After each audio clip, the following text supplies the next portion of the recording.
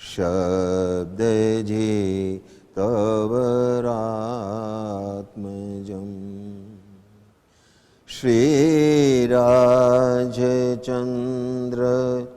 महं वन्दे तत्त्वलोचनदायकं प्रभुतत्त्वलोचनदायकम् अरहन्तो भगवन्त इन्द्रमहिता सिद्धाश्च सिद्धि स्थिता आचार्या जिनशासनोन्नतिकरा पूज्यायुपाध्यायकान् श्रीसिद्धान्तसुपाठका मुनिवरा रत्नत्रया राधकान् पञ्चैते परमेष्टिनं प्रतिदिनं कुर्वन्तु वो मङ्गलं कुर्वन्तु वो मङ्गलम् केवल करुणामूर्ति चो दीनबन्धु दीननाथ पापी परमयनाथ छो ग्रहो प्रभुजी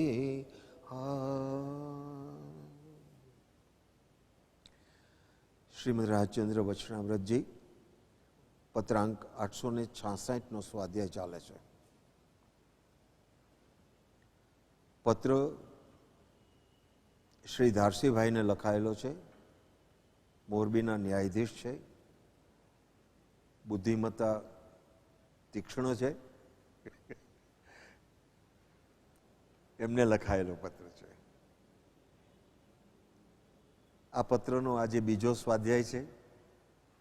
કદાચ આના પછી હજી ત્રીજો સ્વાધ્યાય થશે એવું લાગે છે. પહેલા સ્વાધ્યાયની અંદરમાં દ્રવ્યાનુયોગ પરમ ગંભીર અને સૂક્ષ્મ છે. નિર્ગ્રંથ પ્રવચનનું રહસ્ય છે. શુક્લ ધ્યાનનું અનન્ય કારણ છે. શુક્લ ધ્યાનથી કેવળ જ્ઞાન સમુત્પન્ન થાય છે.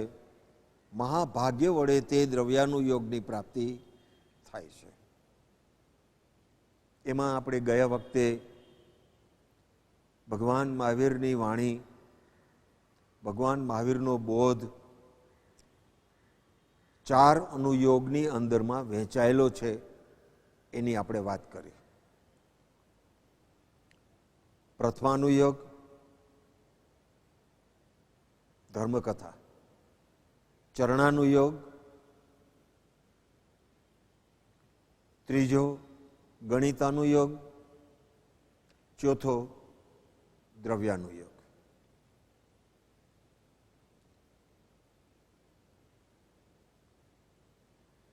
ચારેય અનુયોગ એની વ્યાખ્યા, એ શું અંદરમાં શું બોધનું સ્વરૂપ કેવી રીતે છે એની આપણે વિચારણા કરી.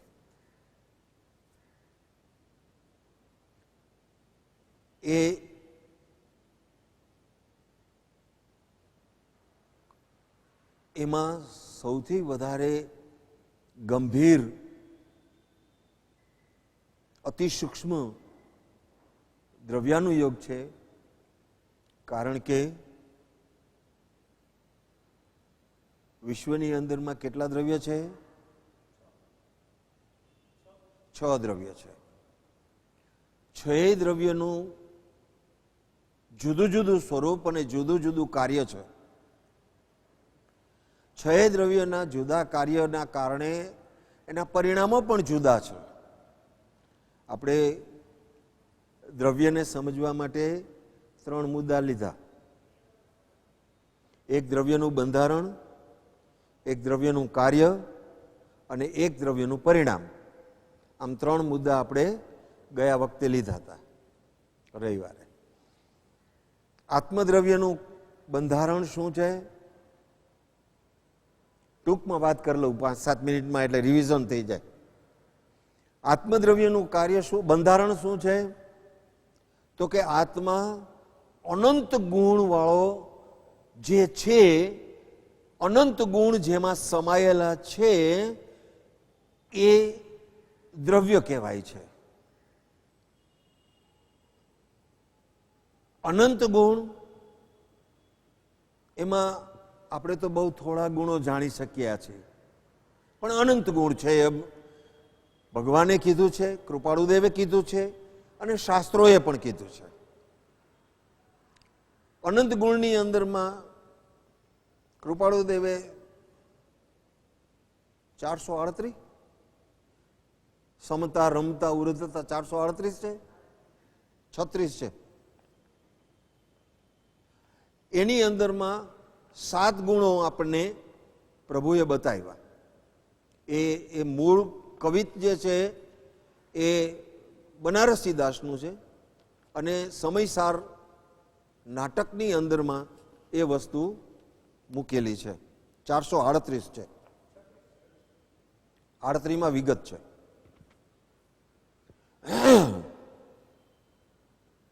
અને સમયસારની અંદરમાં કુંદકુંદાચાર્યએ 47 શક્તિઓ લખેલી છે, 47 શક્તિઓ આપેલી છે. આત્મા કહેતા એક ગુણનો પુંજ છે, એક શક્તિ છે. એ શક્તિનો પુંજ છે જે અખંડ છે, સંકોચ વિકાસનું ભાજન છે. નાનામાં નાના કંથવાની અંદરમાં પણ આ આત્મા સંકોચાઈને રહી શકે એવો છે અને મોટામાં મોટા હાથીની અંદરમાં પણ આ આત્મા વિકાસ પામીને રહી શકે એવો છે. જે દેહમાં રહે છે તે દેહની અંદરમાં વ્યાપ્ત થઈને રહે છે અને એ આત્મા અનંત શક્તિનો ધારક.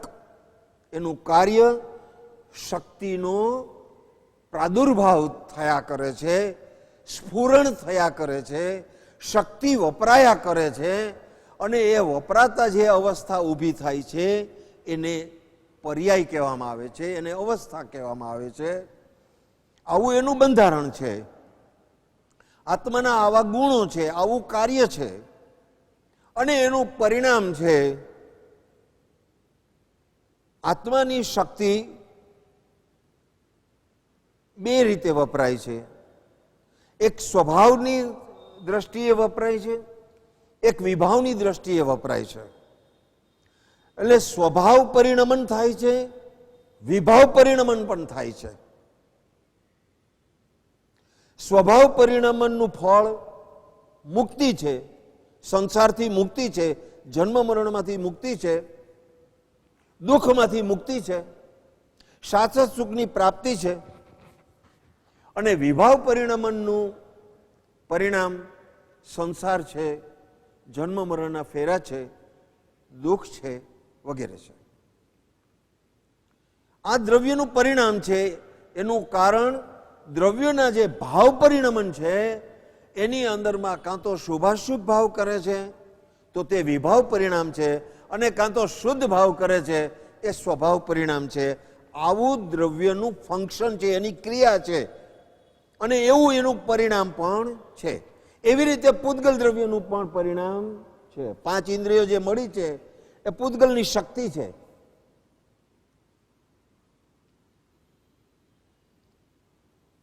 શક્તિ દરેક દ્રવ્યની અંદરમાં શક્તિ છે. દરેક દ્રવ્યની શક્તિ એક બધામાં કોમન છે એવી શક્તિઓ છે. બધામાં કોમન છે. એ શક્તિ આત્મામાં પણ છે, એ શક્તિ પૂતગલમાં પણ છે, એ શક્તિ ધર્માસ્તી કાયમાં પણ છે, એવી અધર્માસ્તી કાયની અંદરમાં પણ છે, આકાશની અંદરમાં પણ એ શક્તિ છે. એવી બધી શક્તિ છે એ કોમન શક્તિઓ છે. યાદ છે આપણે શું કોમન શક્તિમાં શું લીધું હતું? હે, એ સ્વસ્વભાવ રૂપ પરિણમન તો એ બરાબર છે કે બધા દ્રવ્યો પોતપોતાની રીતે પરિણમે છે, પણ શક્તિઓનું નામ શું? એમાં આપણે છ શક્તિઓને કોમન શક્તિ તરીકે શાસ્ત્રોએ ગણાવી હતી, એ તમારી પાસે રજૂ કરી હતી.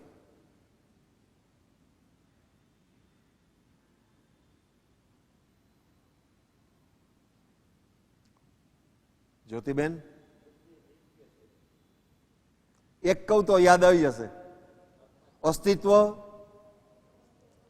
નિત્યત્વ, વસ્તુત્વ, દ્રવ્યત્વ, પ્રમેયત્વ અને અગુરુ લઘુત્વ. આ દરેક દ્રવ્યોની અંદરમાં કોમન છે. કોમન શક્તિ બધામાં મળે એ શક્તિ, પણ જુદા જુદા દ્રવ્યોને જુદી જુદી રીતે સમજવી હોય, દ્રવ્યને એકબીજાથી જુદું પાડવું હોય, તો દરેક દ્રવ્યની પોતપોતાની વિશેષ શક્તિ છે. જેમ કે આત્માની વિશેષ શક્તિ શું છે? જ્ઞાન, દર્શન, ચારિત્ર, રમણતા, સુખ ગુણ, પછી વેદક ગુણ. આ બધી આત્માની વિશેષ શક્તિઓ છે. એવી રીતે પૂતગલની વિશેષ શક્તિ શું? સ્પર્શ, રસ, ગંધ, વર્ણ અને શબ્દ. આ પૂતગલની વિશેષ શક્તિઓ છે.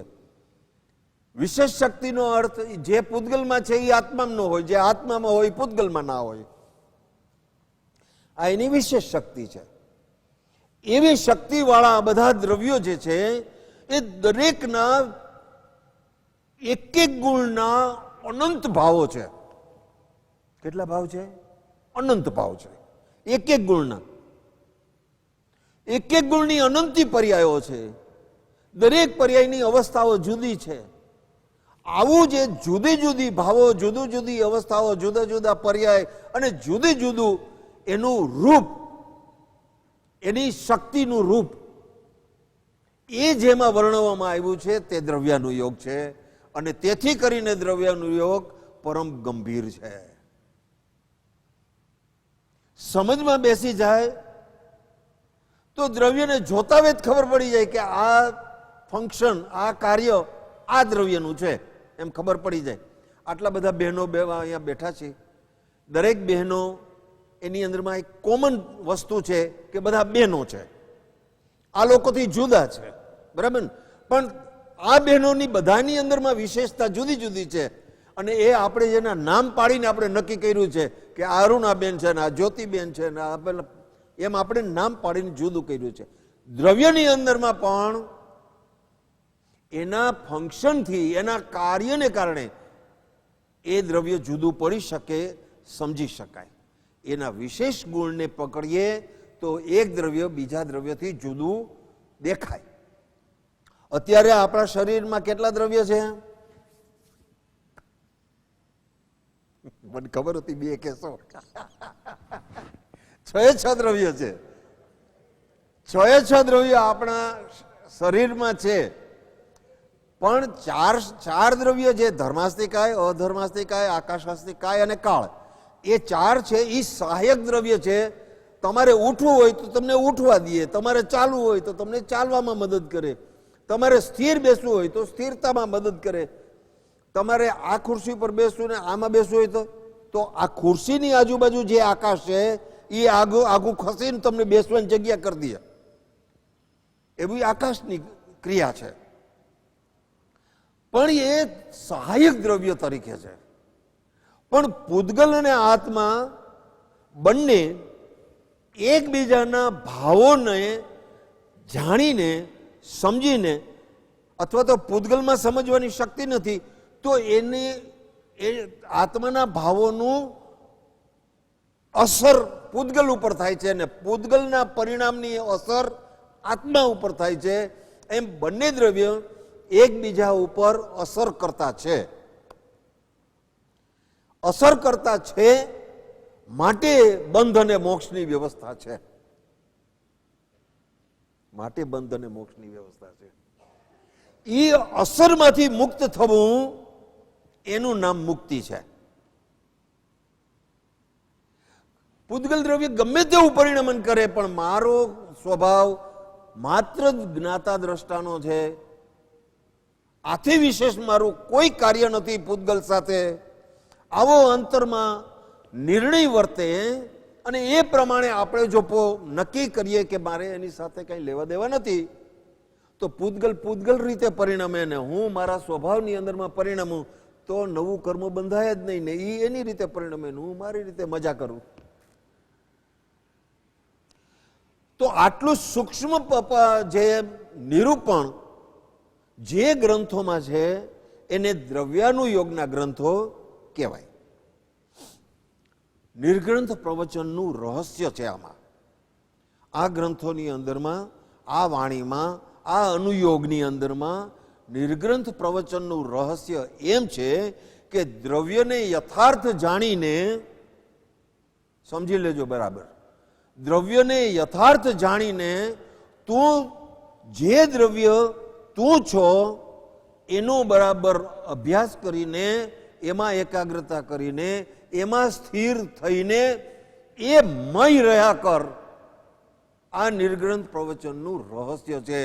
એની પાછળ બીજું કોઈ રહસ્ય શું કામ આટલું બધું બધા જ દ્રવ્યોનું આટલું પરિણમન અને આવી બધી વાતો શા માટે કરવામાં આવી?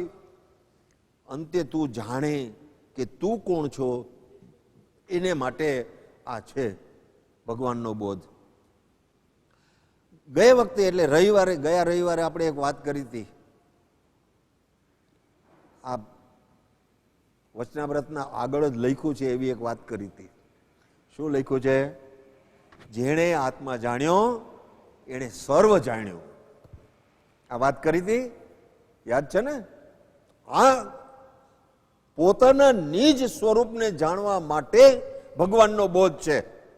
પછી એ ધર્મકથાનું યોગ હોય, ચરણાનું યોગ હોય, ચરણાનું યોગની અંદરમાં શું આવે? ગ્રહસ્થોએ અને સાધુએ કેવી રીતે રહેવું એ ચરણાનું યોગનો વિષય છે. ગણિતાનું યોગનો વિષય ગણતરીનો વિષય છે અને દ્રવ્યાનું યોગનો વિષય દ્રવ્ય વિશે સમજનો આખો વિષય છે. આવો દ્રવ્યાનું યોગ એ પરમ ગંભીર અને સૂક્ષ્મ છે. નિર્ગ્રંથ પ્રવચનનું રહસ્ય છે. શુક્લ ધ્યાનનું અનન્ય કારણ છે. શુક્લ ધ્યાનની અંદરમાં 4 વિભાગ કીધા હતા. એમાં 2 વિભાગ જે છે એ આપણે અત્યારે પણ કરી શકીએ છીએ એમ વાત કરી હતી. એટલે એ વાત તમારે, અને શુક્લ ધ્યાનથી કેવળ જ્ઞાન સમુત્પન્ન થાય છે. શુક્લ ધ્યાન આ કાળે અને આ ક્ષેત્રે ભરત ક્ષેત્રની અંદરમાં પેલા 2 શુક્લ ધ્યાન અવશ્ય થઈ શકે છે. આગળમાં સામાન્ય રીતે આ ક્ષેત્રે શુક્લ ધ્યાનના 3જા અને 4થો વિભાગ આ ક્ષેત્રમાં થઈ શકતો નથી એવું શાસ્ત્ર પ્રમાણ છે. પણ શાસ્ત્ર પ્રમાણ હોવા છતાં એવા મહાપુરુષો પણ થયા છે કે જે શાસ્ત્રના ભાંગાને એક બાજુ રાખી અને પોતાની દશા ઊંચી લઈ જઈ શક્યા છે. એવા ઘણા દાખલા છે. પણ છે અપવાદરૂપ, એ તમને કહી દઉં, એ અપવાદરૂપ છે.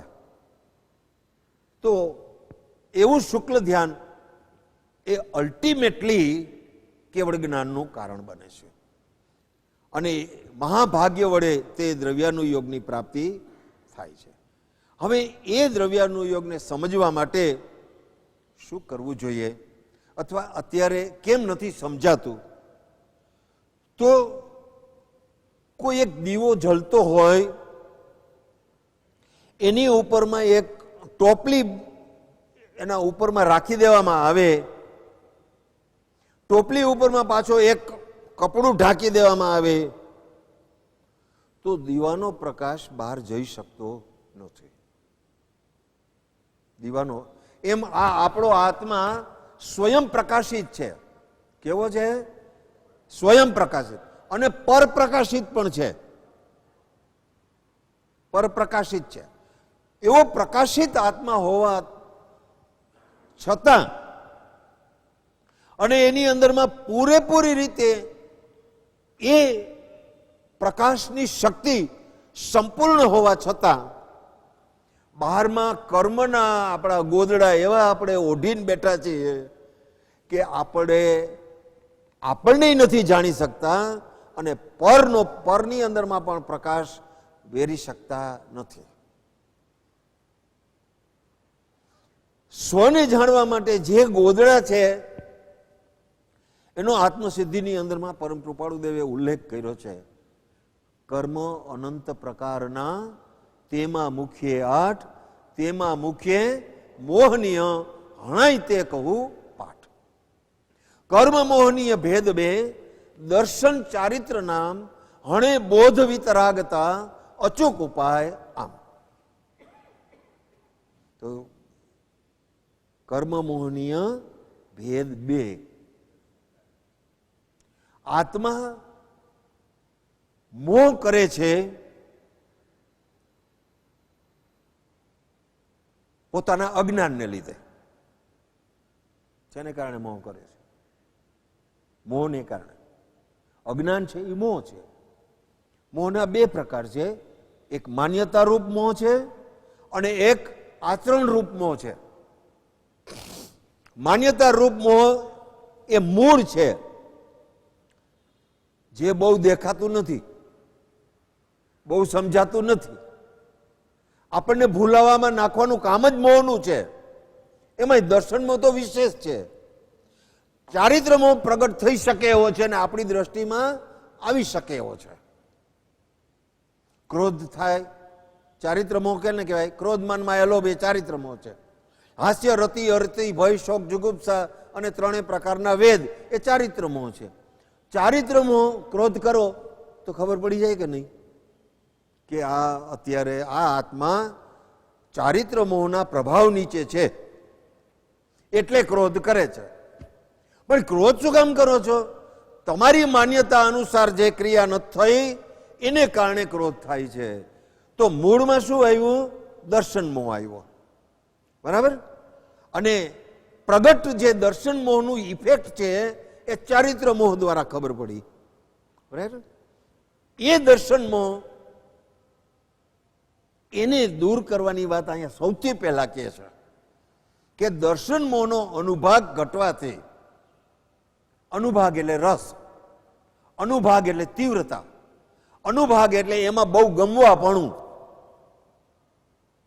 એક માન્યતા રૂપ જે દર્શન મોહ છે એ દર્શન મોહ ગમવાપણું જેટલું છે એટલું એનો અનુભાગ વિશેષ છે, એની તીવ્રતા વિશેષ છે. દર્શન મોહનો અનુભાગ ઘટવાથી એટલે એ માન્યતા થોડીક નબળી પડે, એ માન્યતા ડાઉટફુલ બને, એ માન્યતા આપણા ઉપરમાં વિશેષ પ્રભાવ ન પાડી શકે અને મિશ્ર ભાવોનું નિર્માણ થાય. મિશ્ર ભાવોનું શું નિર્માણ થાય? એક તો દર્શન મોહના ભાવનું અને બીજું ભગવાનના બોધનું. એમ 2 વસ્તુનું ભેગું મિશ્રણ ભાવોની અંદરમાં થાય, મિશ્ર ભાવ થાય તો દર્શન મોહનો અનુભાગ ઘટ્યો કહેવાય, ઓછો થયો કહેવાય. એ ડાઉટફુલ બન્યો. અત્યારે તો તમારો દર્શન મોહ એટલો તીવ્ર છે કે પુરુષ તરીકે તમે હો તો હું પુરુષ છું એમાં કાંઈ તમને શંકા જ નથી આવતી. અને બહેનો બેના રૂપ છે એમાં કંઈ શંકા નથી આવતી.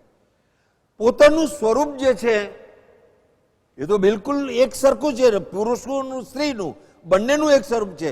કોઈ પણ આત્મા નથી પુરુષ કે નથી સ્ત્રી, છતાં માન્યતામાં કેવું બેઠું છે? જેવી માન્યતા છે એવી ક્રિયા થાય છે કે નથી થતી? પુરુષ પુરુષ રૂપે જ વર્તે છે, બહેનો બહેનો રૂપે જ વર્તે છે. માન્યતામાં જે પકડ છે એ પકડ, ભલે હું પર્યાય રૂપે સ્ત્રી રૂપે છું, પણ દ્રવ્ય રૂપે શું છો? આત્મા છો. આ વાત તમારે ઘૂંટવી પડશે. ઘૂંટશો નહીં તો દર્શનમાં નબળો કદી નહીં પડે, કદી નહીં થાય. ગઈકાલે એટલે ગયા રવિવાર કીધું તું, ગૃષ્ટમ પુનરપી પુનઃ ચંદનમ ચારુગંધમ. ચંદનનો સુગંધ ત્યારે જ પ્રગટે છે કે ચંદનને ઘસવામાં આવે છે. લીંડી પીપર હોય, શાસ્ત્રમાં બહુ પ્રચલિત દાખલો છે.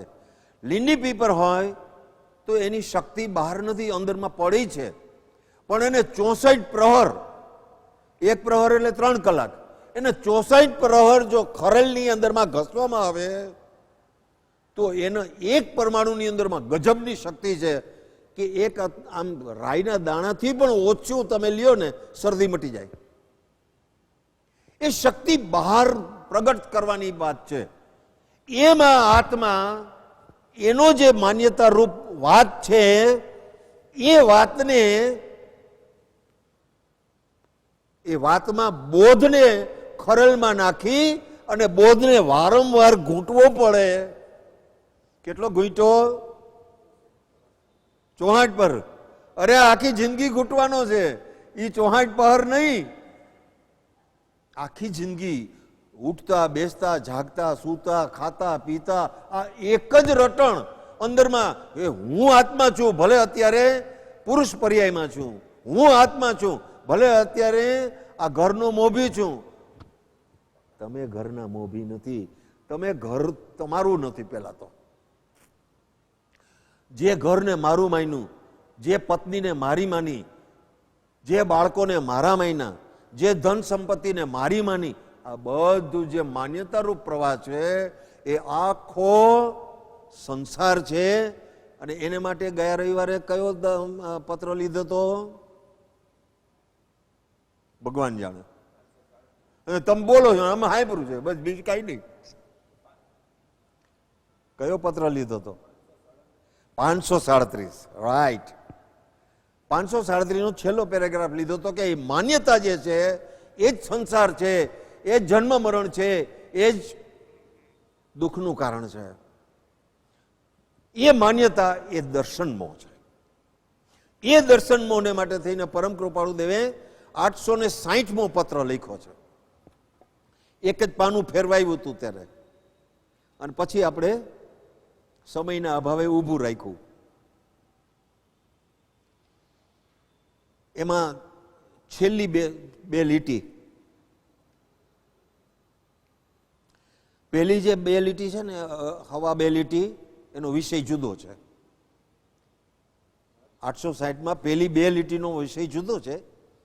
નીચલી 2 લીટી જોઈએ આપણે, કારણ કે આપણે દર્શન મોહને સમજવો છે.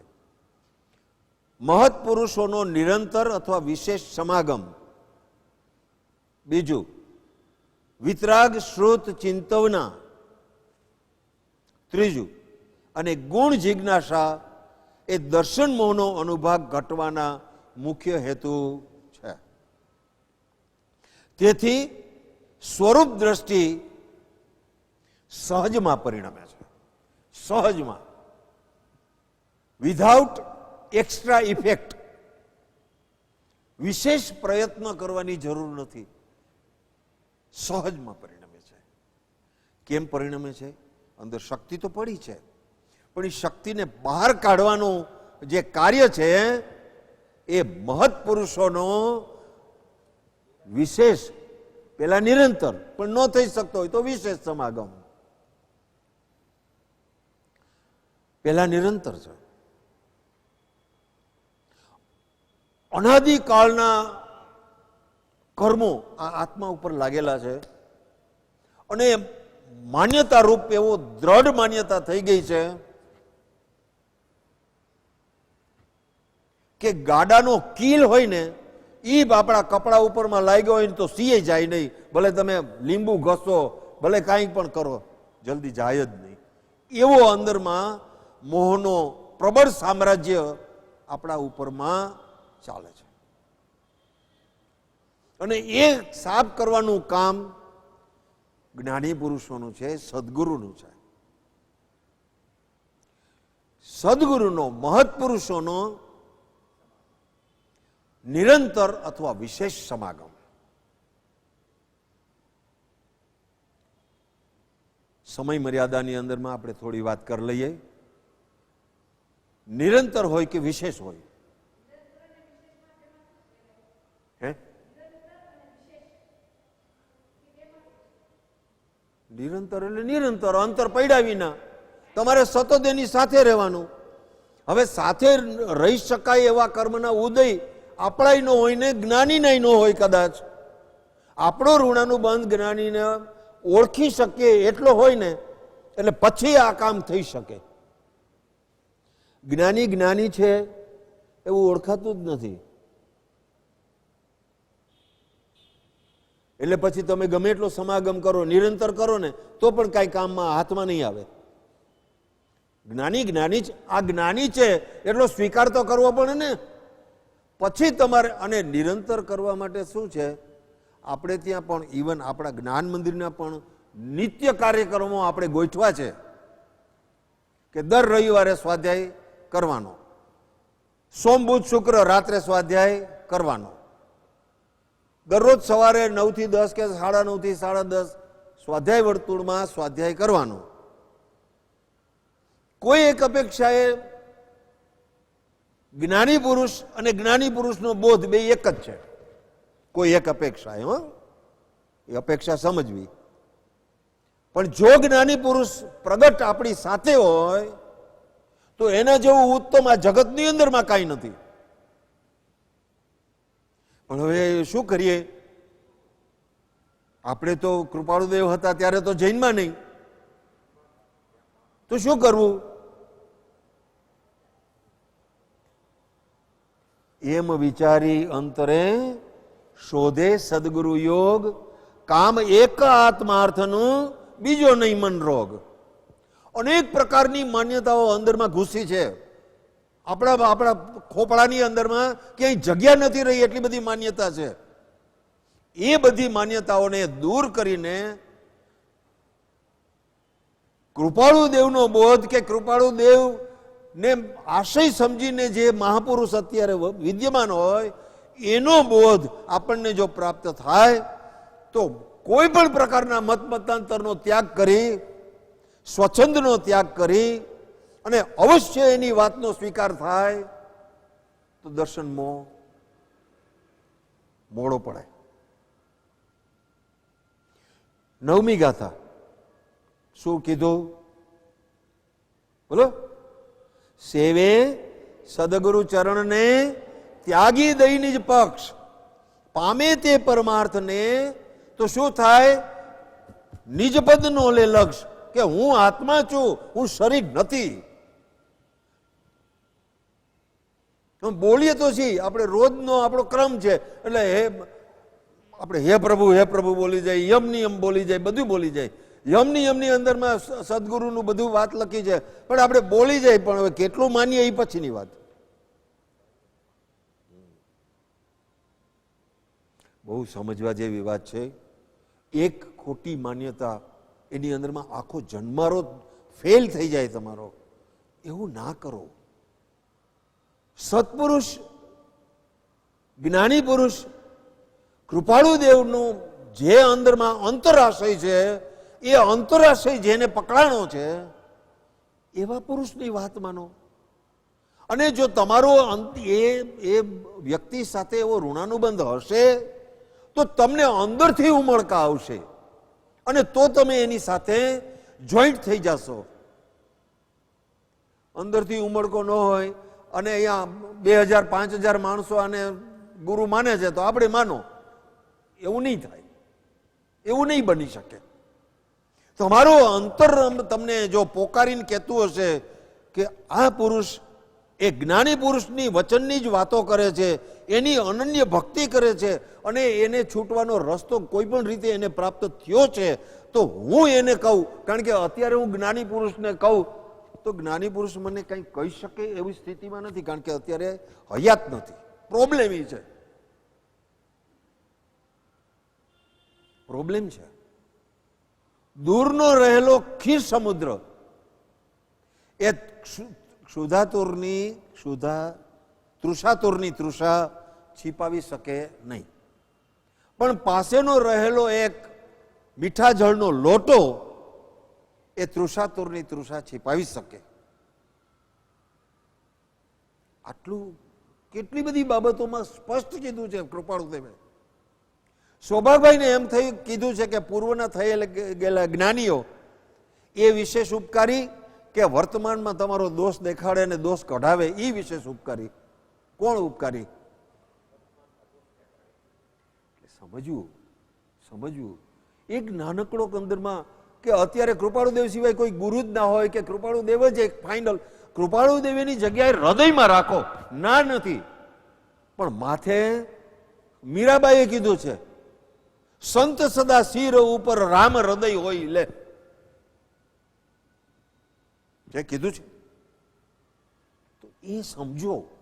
અને અલ્ટિમેટલી જ્યારે તમારી ભૂમિકા ઊંચે જાતી જશે ત્યારે મહાવીર પણ તમારા ચિંતનમાંથી છૂટી જશે, કૃપાળુદેવે છૂટી જશે, અને અત્યારના સદેહે કોઈ સદગુરુ હશે તો એ છૂટી જશે, શાસ્ત્રો છૂટી જશે, બુદ્ધિ છૂટી જશે, સંકલ્પ વિકલ્પ છૂટી જશે. હવે શું બાકી રહ્યું? એકમાત્ર શુદ્ધ આત્મચિંતન છે. એની અંદરમાં ઉપચાર કથનથી કહેવાય કે ચિંતન તમે કરશો, પણ ચિંતન રૂપ આત્મા થઈ જશે. આવી સ્થિતિ એનું જો કોઈ કારણ હોય તો તે સત્પુરુષ છે, અને સત્પુરુષ એ જ તમારો વર્તમાન જે અંધાપો છે, વર્તમાનની અંદરમાં જે તમારો માન્યતાનો અંધાપો છે એ દૂર કરી શકશે. તો સત્પુરુષનો નિરંતર એટલે વિશેષ ખૂબ એને એ વાત રટણરૂપ થવું જોઈએ. આ ગાય ને ભેંસ બધું ખાઈ લે તો એક યાર ખાઈ લે, પછી શું કરે? વાગોડે બેઠી હોય અને વાગોડ્યા કરતી હોય. અત્યારે સાંભળી લીધું, હવે ઘરે જઈને શું કરવાનું? વાગોડવાનું. આપણે ગાય ભેંસ જેવા જ છીએ, આમ કઈ બીજો ફેર નથી. સમજાય છે? તો નિરંતર અથવા વિશેષ સમાગમ, એના બે પડખા છે. એક ઉપદેશ બોધ આપશે, બીજો સિદ્ધાંત બોધ આપશે. ઉપદેશ બોધની અંદરમાં એનું પરિણામ જગતથી છૂટવાનું આવશે, જગતની વિસ્મૃતિ કરવાનું આવશે, અને સિદ્ધાંત બોધનું પરિણામ સતના ચરણમાં રહેવાનું આવશે. 299 સમજાય છે? તો આવી પરિસ્થિતિ, એનું નિર્માણ તેમ છતાં ગમે એવો પરમાત્મા હોય, કૃપાળુદેવ હોય કે પ્રત્યક્ષ સત્પુરુષ હોય, અને આપણે ઘણી વાર મળ્યા છે, પૂર્વકાળની અંદર નથી મળ્યા. સમવસરણમાં આજી જઈ આવ્યો એમ કીધું છે, પણ શું કર્યું? યાનું જાગ જમાડ જોઈને ઓહો એમ કર્યું. પણ આવી રિદ્ધિ સિદ્ધિ ને આવી લબ્ધિની અંદરમાં પણ આ પુરુષ બિલકુલ નિર્લેપ બેઠા છે, વિતરાગ છે, એવો કઈ દ્રષ્ટિમાં આવ્યું જ નહીં. છે ને? જે જીન દેહ પ્રમાણને સમવસ્ત્રણાદિ સિદ્ધિ વર્ણન સમજે જીનનું રોકી રહે નિજ બુદ્ધિ. શેના લક્ષણ છે? કોના લક્ષણ છે? મતાર્થીના લક્ષણ છે. તો નિરંતર અથવા વિશેષ સમાગમ. હવે એ વિશેષ સમાગમ મળ્યા પછી પણ જો તમે મત દર્શન અને આગ્રહને છોડો નહીં, સ્વચ્છંદને છોડો નહીં, પ્રમાદને છોડો નહીં, તો કાર્ય નહીં થાય. સમજો તો સહજમાં મોક્ષ છે, હથેળીમાં મોક્ષ છે. માત્ર પોતાનું જ સ્વરૂપ પોતાને સમજવાનું છે, બીજાનું સ્વરૂપ સમજવાનું નથી કે વખતે તે ન કહે અથવા ગોપવે. 537 યાદ કરાવડાવું છું. સમજો, તમે આત્મા જ છો. મને ઘણીવાર વિચાર આવે કે પરમ કૃપાળુ દેવે વર્ષોની અંદરમાં 1954ની અંદરમાં લલ્લુજી મહારાજને કલાકે જે કંઈ વાત કરી હશે એ શું કરી હશે? અથવા તો સૌભાગભાઈને ઈડરમાં લઈ ગયા, તાવ હોતા લઈ ગયા, તો ઈડરની અંદરમાં કેટલા લગભગ 4-5 દી રહ્યા હશે બનતા સુધી, અને પછી પાછા મૂકી ગયા. શું કીધું હશે? શું કીધું હશે? આમાં લખ્યું છે એ જ કીધું હોય કે બીજું કોઈ કીધું હોય?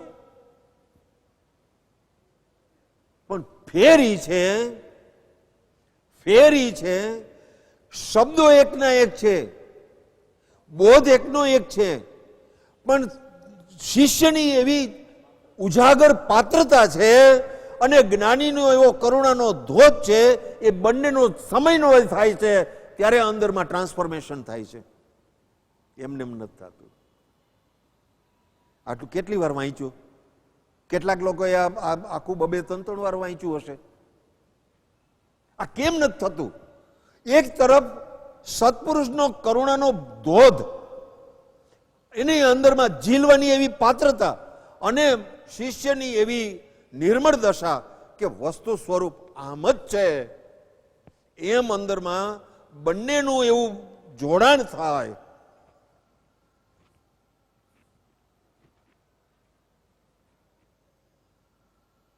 એ સંયોગનું ઋષભજીને સ્વરમાં લખ્યું છે ને? હા, એમાં છે. એમાં ધાતુ મિલાપ એક શબ્દ લખ્યો છે. ધાતુ મિલાપ લખ્યો છે.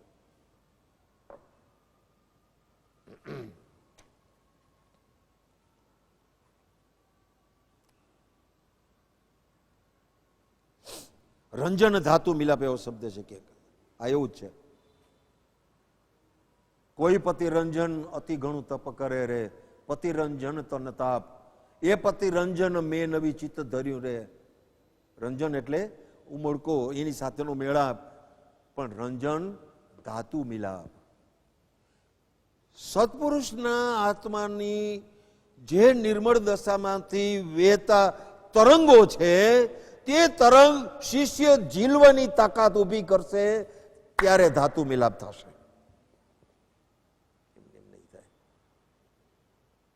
સમગ્ર જવાબદારી આપણી ઉપર છે, સત્પુરુષ ઉપર નથી. છૂટવાની અંદરમાં તીવ્ર અભિલાષા હશે, તીવ્ર ભાવના હશે, કેમ છૂટું, રાત દિવસ એ ઝૂરણા હશે, ત્યારે જ કાર્ય થશે. એ સિવાય નહીં થાય.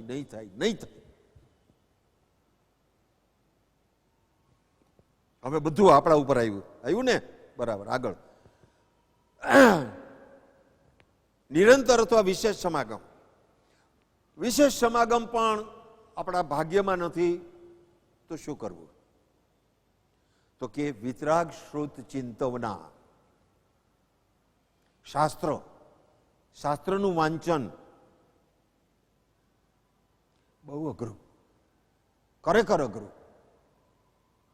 શાસ્ત્રમાં જે રીતે પરમાત્માએ સ્વરૂપનું વર્ણન કર્યું છે, એ સ્વરૂપનું વર્ણન શબ્દથી બહુ તો પકડાય, શબ્દથી. અર્થ પકડાતો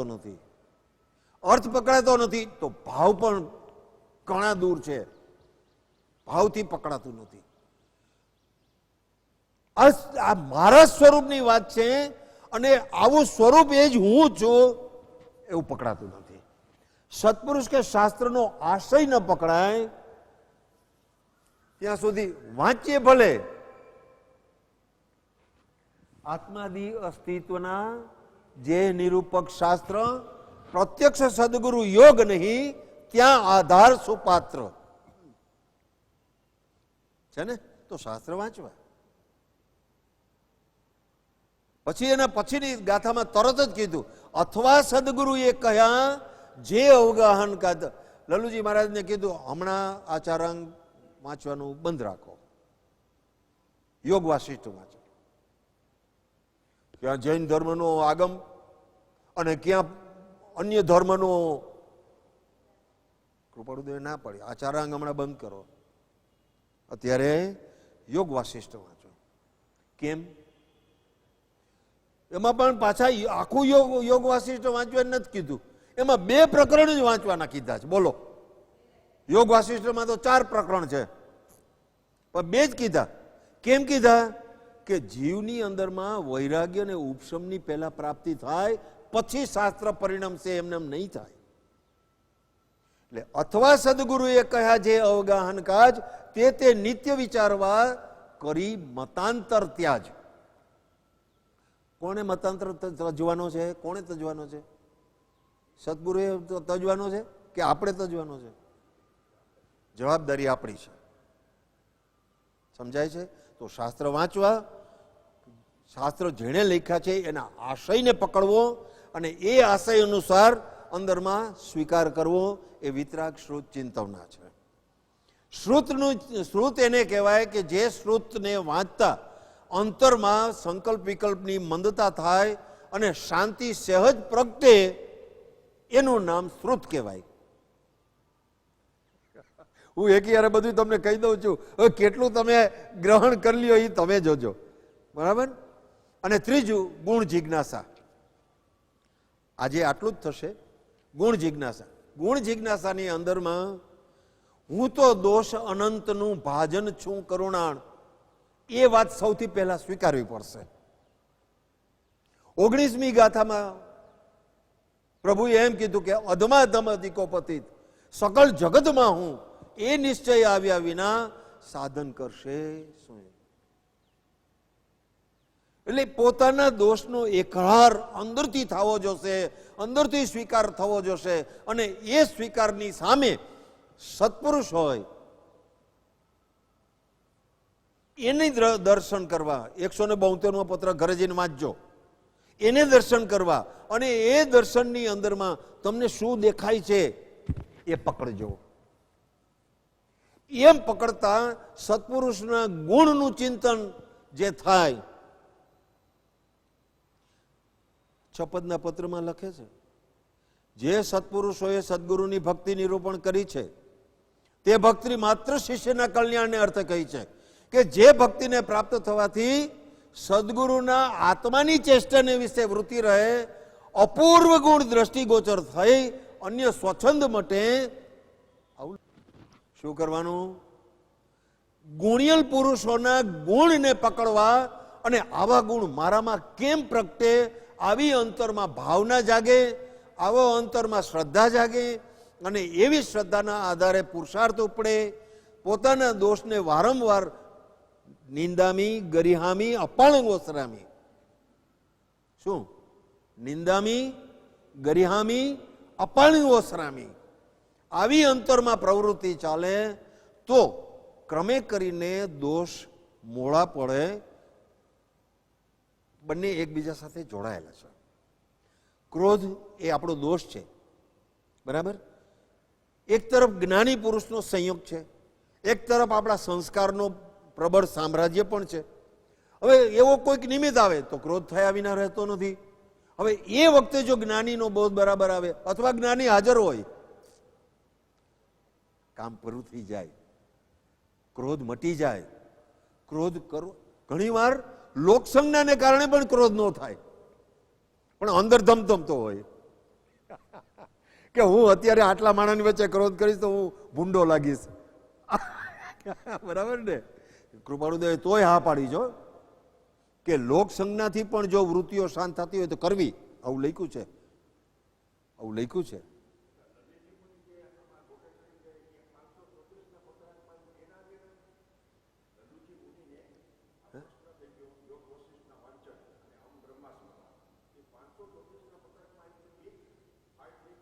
એ પછી આપણે વિચારશું. તો ગુણ જિજ્ઞાસા એ અહીંયા વાત અહીંયા પૂરી કરીએ છીએ. એટલે બીજો પેરેગ્રાફ દર્શન મોહનો અનુભવ ઘટવાથી અથવા નાશ પામવાથી, આ પહેલો મુદ્દો થયો છે. બીજો મુદ્દો છે વિષય પ્રત્યે ઉદાસીનતાથી અને મહત્પુરુષના ચરણ કમળની ઉપાસનાના બળથી. આમ 2 મુદ્દા હજી બીજા પેરેગ્રાફમાં બાકી રહી જાય છે, જે આવતા રવિવારે કરશું. તો મને લાગે છે કે આવતા રવિવાર પછી એકાદ સ્વાધ્યાય વિશેષ થાય એવું લાગે છે, વિશેષ અવસરે. એક મુદ્દો લીધો છે તો એ પૂરી રીતે એની છણાવટ કરી અને એમાં ક્યાંય ડાઉટફુલ મેટર ના રહીએ, આટલું આપણે કરી લેવાનું.